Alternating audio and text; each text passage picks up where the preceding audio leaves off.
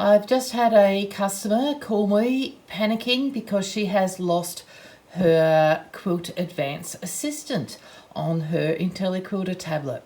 So I came to my tablet and we had a bit of a play to work out what was different between hers and mine. So I've just mimicked what she was doing. So I've just chosen to quilt the first row of a panto, and I'm about to restart with only a tiny little bit to go on the end, and I'll show you what happens in this scenario. So if I hit start, it was finish stitching.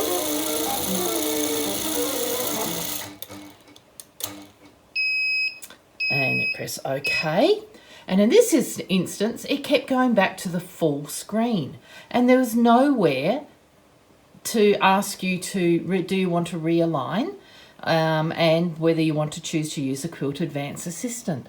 So she was trying to go to the realign. It would ask her to set the reference point where you'd have to touch a point on the screen and move your needle to it each time.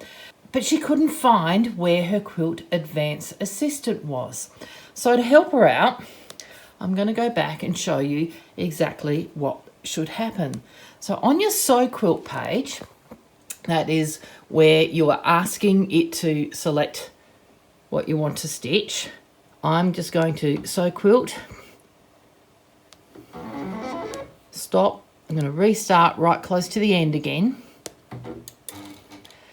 Please set the regulated stitch length or constant speed. So here is your Sew Quilt page. On this page is where you go look at the gears and you get your Sew Quilt configuration. And what had happened is that she had changed her realign prompt to disabled. When I change that to enabled, finished, I can press the start.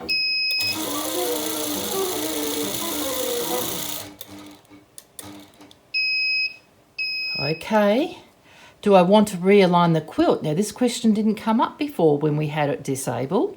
So then we do yes, and now our Quilt Advance Assistance is back on the screen like she was used to using before.